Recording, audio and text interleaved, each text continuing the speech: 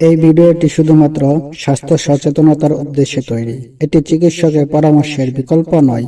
বারবার পেট ব্যথা করা, সবসময় ক্লান্ত লাগা কিংবা যত ভালো খাবারই খান না কেন শরীর না লাগা, এই সমস্যাগুলো কি আপনার বা আপনার পরিবারের কারো হচ্ছে? অনেকে ভাবেন এটা সাধারণ গ্যাস্ট্রিকের সমস্যা, কিন্তু আসল অপরাধী হতে পারে আপনার পেটের কৃমি। Hello viewers, rise up BD চ্যানেলে আপনাকে স্বাগতম। আজকের ভিডিওতে আমরা জানবো পেটের কৃমি হলে আসলে কি করা উচিত, লোকমুখে প্রচলিত কোনো ভুল ধারণাগুলো আমাদের এড়িয়ে চলা দরকার এবং কিভাবে খুব সহজে এই সমস্যা থেকে মুক্তি পাওয়া যায়। তাই ভিডিওটি না টেনে শেষ পর্যন্ত দেখুন। কৃমি হওয়ার প্রধান লক্ষণসমূহ।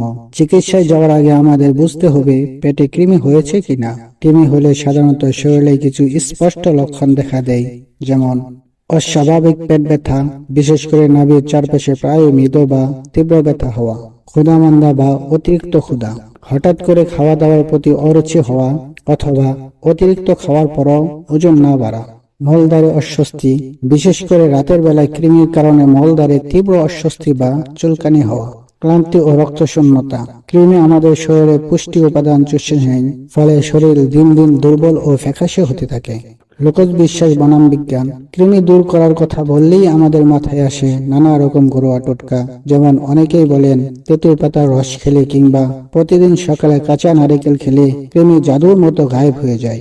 কিন্তু চিকিৎসা বিজ্ঞানে কি বলে? আসলে এগুলোর মাধ্যমে পেটের কৃমি দূর হওয়ার কোনো নির্ভরযোগ্য বৈজ্ঞানিক প্রমাণ নেই। তাই ভুল ঘরোয়া উপায়ের উপর অন্ধ ভরসা করে বসে থাকলে কৃমির সংক্রমণ আরো বেড়ে গিয়ে অন্তের বড় ক্ষতি হতে পারে। সঠিক চিকিৎসা ও প্রতিরোধ। তাহলে পেটের কৃমি দূর করার সঠিক এবং বৈজ্ঞানিক উপায় কি? আসুন জেনে নিই। 1. সঠিক ওষুধ ও ডোজ। কৃমি দূর করার জন্য সঠিক ওষুধ ও ডোজের ক্ষেত্রে একজন চিকিৎসক বা নিবন্ধিত স্বাস্থ্যকর্মীর পরামর্শ নেওয়া সবচেয়ে নিরাপদ। 2. হাত ধোয়ার অভ্যাস। খাওয়ার আগে এবং টয়লেট ব্যবহারের পর অবশ্যই সাবান দিয়ে ভালো করে হাত ধুতে হবে। মুখ সবসময় ছোট ও পরিষ্কার রাখতে হবে। 3. নিরাপদ পানি ও খাবার। সব সময় ফোটানো বা ফিল্টার করা নিরাপদ পানি পান করুন। রাস্তাঘাটের খোলা বা নোংরা খাবার খাওয়া একদম বন্ধ করতে হবে। 4. খালি পায়ে না হাঁটা। মাটির নিচে কৃমির ডিম বা লার্ভা থাকতে পারে, তাই বাইরে বের হলে বা কাঁচা মাটিতে হাঁটলে সবসময় জুতো বা স্যান্ডেল ব্যবহার করুন। এখানে একটি অত্যন্ত গুরুত্বপূর্ণ তথ্য মনে রাখা জরুরি। যদি কৃমির সমস্যার পাশাপাশি মলদ্বারে বা মলের সাথে রক্তপাত, পেটে তীব্র ব্যথা, বারবার বমি হওয়া কিংবা শিশুর ওজন কোনোভাবেই না বাড়ার মতো সমস্যা দেখা দেয়, তবে আর ঘরে বসে না থেকে দ্রুত চিকিৎসকের শরণাপন্ন হতে হবে। সুস্থ থাকতে সচেতনতার কোনো বিকল্প নেই, তাই ঘরোয়া টোটকায় সময় নষ্ট না করে সঠিক নিয়ম মেনে চলুন এবং সুস্থ থাকুন।